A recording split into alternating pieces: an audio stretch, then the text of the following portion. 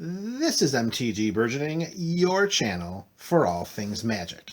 It's Friday, and that means it's the Kitchen Table series, and in today's video we are going on to deck tech number 32, Dimir Torpor Orb.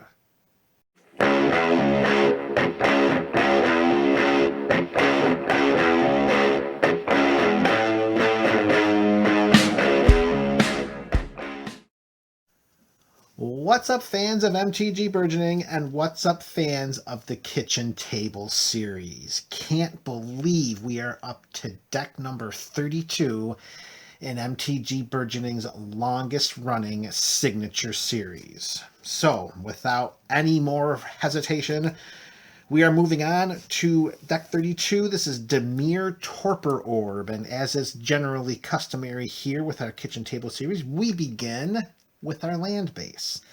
We're going to roll out a bunch of basic swamps. 2, 3, 4, 5, 6, 7, 8, 9, 10, 11 basic swamps. That's going to make the bulk of our lands. We're going to also include a playset of Drowned Catacomb. This is our Dimir check land. It enters the battlefield tapped unless we control an island or a swamp. We tap it for a blue or a black. Hence the 11 swamps, 4 copies of Drowned Catacomb. And we're also going to play with a playset of a cycle of lands way back from Torment that just doesn't seem to get enough play, but are just awesome in a 2-color deck. And that's going to be a playset of Tainted Isle. We can tap it for a colorless, or we can tap it for a blue or a black, but we can only play this ability if we control a swamp. And we've got 11 of them in the deck. 4 copies of Tainted Isle. So that's 19 lands total, 11 basic swamps, 4 check lands, and 4 Tainted Isle. To finish off our mana ramp, we are going to also, not to finish off our mana ramp, to finish off the installation of our mana base to go with our lands. Of course, we're going to play with 1 copy of Sol Ring, and we are also going to include a playset of Dark Ritual. This is the kitchen table, so we're going to do that. 1 black for it's an instant. It gives us 3 black to our mana pool, and it can be very, very useful on turn 1, as you'll see as we start rolling out the components of this deck. All right, so before we move into some of the creatures that we're including in this Torpor Orb build, let's look at some of the spells. We are going to include a playset of Reanimate. For 1 black, we can put target creature card from any graveyard into play under our control, and then we lose life equal to that creature's casting cost. 4 copies of Reanimate, and you're going to see why that spell is going to be a lot more valuable as we move further. Another play set of cards that we are including is our 4 copies of a common called Rite of Consumption, originally printed in Shadowmoor. This says, as an additional cost to play Rite of Consumption, sacrifice a creature. Rite of Consumption deals damage equal to the sacrificed creature's power to target player, and we gain life equal to the damage dealt this way. 4 copies, Rite of Consumption.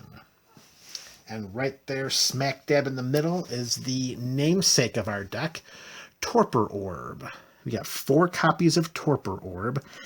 And Torpor Orb is an artifact that costs 2 and reads, creatures entering the battlefield don't cause abilities to trigger. So any enter the battlefield triggers that any creatures may have or trigger of other permanents, not going to happen with a Torpor Orb on the battlefield. That will hurt our opponents, but boy oh boy is that going to help us out, and you're going to see why very, very soon. Because Torpor Orb is such an important card in our deck, we're going to include a play set of Fabricates in order to make sure that we can get a Torpor Orb into our hand and then out onto the battlefield. For 2 and a blue, this sorcery reads, search our library for an artifact card, reveal it, and then put it into our hand, and then shuffle our library. 4 copies of Fabricate. I'm just going to line that right up there with our Torpor Orb. All right, so now let's roll out the creatures. Yes, we are including creatures in this deck because not only does the Torpor Orb take away the enter the battlefield triggers of our opponent's creatures, but they will also take away the enter the battlefield triggers of our creatures. And throughout Magic's history, there are a number of creatures that are extremely powerful, but because of their enter the battlefield trigger, are not generally played with a great deal of frequency. However, with a Torpor Orb under our control, it makes playing these creatures that much easier. So let's take a look and see exactly why these creatures are added into this Torpor Orb deck. And we're going to start with Phyrexian Dreadnought. For 1 colorless mana, so 1 mana of anything, 1 generic colorless mana, we get a 12/12 Trampler. Oh my goodness, right? However, when Phyrexian Dreadnought comes into play, sacrifice any number of creatures with total power of 12 or more, or bury Phyrexian Dreadnought. So that comes with a very, very steep additional casting cost. However, with the Torpor Orb under our control, we're tapping 1 mana for a 12/12 Trampler. 4 copies of Phyrexian Dreadnought. Next up on our list is a play set of Hunted Horror. 2 black, a 7/7 Trampler. Hunted Horror comes into play. Put 2 3/3 green Centaur creature tokens with protection from black into play under target opponent's control. So this would pretty much not be a very good play, because if we're trying to attack with a 7/7 Trampler and our opponent has 2 3/3 green creatures, Centaur creatures with protection from black, we're not going to be dealing a lot of combat damage. However, again, with Torpor Orb in play, our opponents get nothing, and we get a 7/7 Trampler for 2 black mana. 4 copies of Hunted Horror. Next up, we are going to include a play set of Eater of Days. For 4, we get a 9/8 flying Trampler that reads, when it comes into play, skip your next 2 turns. So this could be a risky play. If we're putting Eater of Days into play and we have a Torpor Orb out there, and in response somebody destroys it, it's going to hurt. It's going to hurt. But we're hoping that that's not going to happen. We just have to do what we can, folks. 4 copies of Eater of Days. Anything can die to removal. Hopefully the Torpor Orb will remain in play. So 4 copies of Eater of Days. Next up is a way in which to take advantage of any creatures that may end up in our graveyard, particularly if they're counterspelled or killed in combat or just destroyed on the spot, or if they're sacrificed by right of consumption. We are also going to play with a playset of Lazoth the Multifarious. This is a blue-black legendary shapeshifter, 1/3 body. When it enters the battlefield, we surveil 1. And to surveil, we look at the top card of our library, and then we may put it into our graveyard. However, we really don't want to count on that because, again, Torpor Orb will shut off the enter the battlefield trigger. And that's not the primary reason we're including Lazoth in this deck anyways. It's the next wall of text that is so much more favorable to us. We tap X, and Lazoth the Multifarious becomes a copy of target creature card in our graveyard with converted mana cost X. Except its name is Lazoth the Multifarious, it's legendary in addition to its other types, and it has this ability. So if we have a Phyrexian Dreadnought in the graveyard, we tap 1, and surprise, surprise, Lazoth is now a 12/12 Trampler. Same thing with Hunted Horror for 2, and the Eater of Days for 4. 4 copies of Lazoth the Multifarious.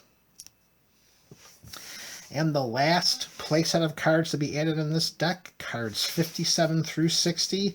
We're going all the way back to the time of Stronghold to include a full playset of Volrath's Shapeshifter. For 1 and 2 blue, it's a 0/1. As long as the top card of our graveyard is a creature card, Volrath's Shapeshifter is a copy of that card, except that Volrath's Shapeshifter retains its abilities. And it has a built-in discard component. We can tap 2, choose, and discard a card. So even if our opponents are fixated on destroying our Torpor Orbs, we can discard some of our Hunted Horrors or Phyrexian Dreadnoughts or Eater of Days into the graveyard, and then Volrath Shapeshifter can become a copy of that just by having that card on the top of our graveyard. And if we also have a Lazoff in play, hey, none of these creatures are legendary. Whoosh, artifact creature isn't legendary, or Phyrexian Dreadnought is not legendary. 4 copies of Volrath Shapeshifter. So you can see very easily we're not playing with a great variance of cards. We have the play sets of cards that we want. We have our Soul Ring. We have 4 copies of Dark Ritual. So it is possible on turn 1 we're casting a Torpor Orb and putting into play a Phyrexian Dreadnought or a Hunted Horror. Maybe we're lucky enough to get an Eater of Days into play. But chances are the best turn 1 play is swamp into Dark Ritual, into a Torpor Orb and a Phyrexian Dreadnought. Now, the best play I've ever had with this deck was swamp into Dark Ritual, into Soul Ring, into a Torpor Orb, into 2 copies of Phyrexian Dreadnought. That was a great play. That was the best play. That was the best turn 1 play I've ever had with this deck. Another thing to keep in mind, because of the right of consumption, being able to sacrifice a creature and having a player dealt damage equal to the sacrificed creature's power, we're looking at 12, 9, and 7. They take that damage, we gain that life, and then with the reanimate, we bring them right back to the battlefield, hoping that, of course, we still have a Torpor Orb in play.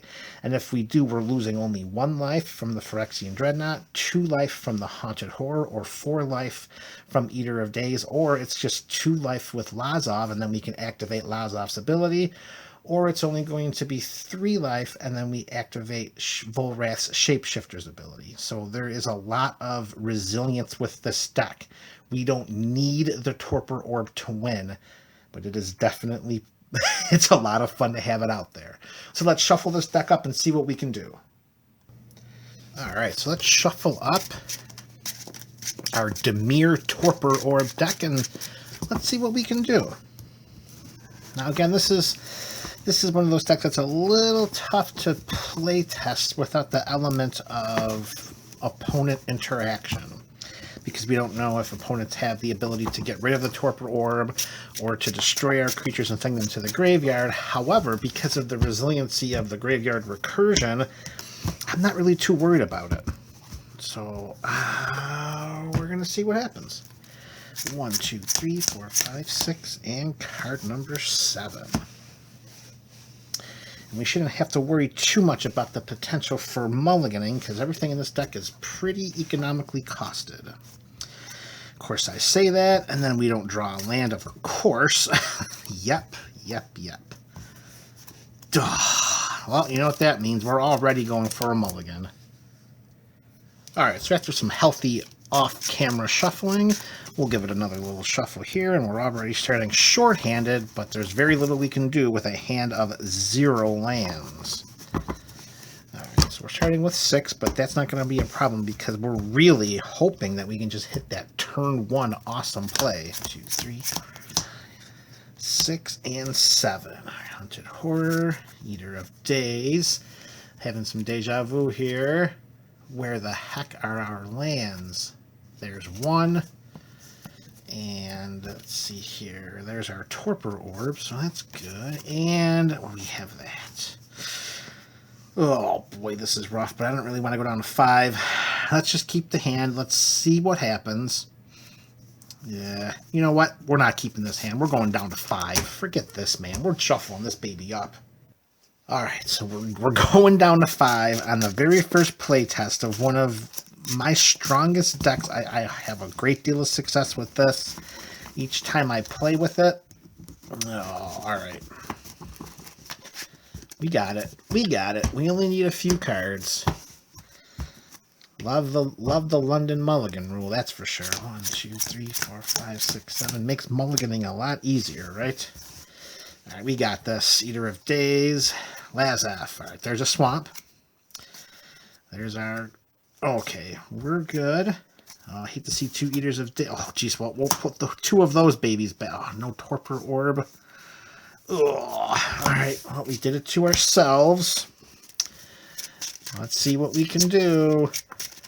No Torpor Orb, no mana ramp. Oh, I wonder if we should have just went down to 4.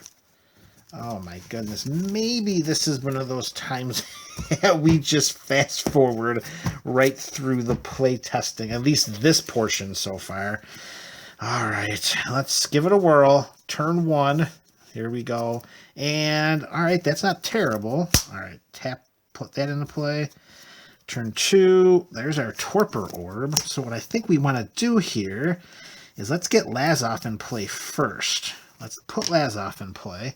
Surveilling a swamp, which we're just going to keep right there because we're going to want that 3rd land. All right, we untap, draw, play land number 3. Let's tap 2, and now we'll cast our Torpor Orb. And then if we can draw on turn 4 a land, oh, not a land, but we cannot play. I almost want to fabricate for a Soul Ring. What do you think? Let's do it. Let's tap 3. Let's fabricate for that Soul Ring. Get it into our hand. Ooh, no. What am I thinking? Get a Phyrexian Dreadnought into our hand. Get a Soul Ring into our hand when we have a Phyrexian Dreadnought in the deck. We're not that hard up for mana. Okay, shuffle. Cut. Alright, untap. That's in our hand. Turn 5, we draw. There's our swamp. Alright, that's looking pretty good. I mean, that's not terrible. So what we're looking at here is we play our swamp. We fix our hand. What the heck is going on here? Okay. The glare on the cards on the camera are pretty rough. Alright, so what we're going to do is we're going to tap 1. We're going to cast our Phyrexian Dreadnought. And I wonder if we should just cast Eater of the Days first. Yeah, let's do that instead. So we're going to let's take back the Dreadnought. Let's cast the Eater of Days, because then if we are fortunate enough to untap intact, and I know we're asking for a lot here as we move to turn 6, we draw, we get another Shapeshifter, so I guess the best play we make here is we send the Eater of Days into combat. We deal 9 points of damage to our opponent. We tap 1, we cast a Phyrexian Dreadnought, and then we tap 2 black here, and then we cast our Rite of Consumption, sacrificing the Dreadnought, putting the Phyrexian Dreadnought into the graveyard, dealing 12 to our opponent. We gain 12 life, and then with our last mana, we're just going to tap that and have Lazoff become a copy of the Phyrexian Dreadnought. I'm not sure how well we would have been able to survive all the way up to turn 6. However, you're seeing a little bit of what this deck can do. Let's give it one more shuffle, one more playtest. Okay, so we're going to have a much better first hand this time. I just can sense it. Even though we dropped down to 5 cards, I think we still did all right. A lot of it's going to depend on what our opponents were able to do and what decks we were playing against. I sense if we were playing if we were playing against anything that was aggro or tribal, we would have been in massive trouble. Anything mid-rangey or just fun decks, I think we would have been okay. 4, 5, 6, and card 7 for our opening hand of Magic. There we go. Oh, come on, give us that swamp, baby. Give us that. Oh, there's the Torpor Orb. Come on. Give it to us. Give us. Come on. Oh, rats. So close. So close. Get that Phyrexian Dreadnought in our opening hand. Oh, man, that would have been beautiful. Okay, so we keep. We move to turn 1. We draw a Torpor Orb. Not too bad. Let's drop down a swamp. I don't yet sense we should cast our Dark Ritual yet. So let's hold that in our hand. We move to turn 2. We draw. There he is. There's our Phyrexian guy. Nice to see you, buddy. Now is the time. We tap our swamp. We cast our Dark Ritual for 3. 2 we use to cast a Torpor Orb. And then with our last black mana, we put out into play a Phyrexian Dreadnought, a 12/12 trampler for 1 mana on turn 2. No interaction, because again, it's only turn 2. We untap. We move to turn number 3. We draw a Reanimate. This almost is too good. If only we would have had 1 more mana. I mean, simply we pick an opponent. We send a 12/12 trampler at our opponent. This is our turn 3, so it's either their turn 2 or their turn 3.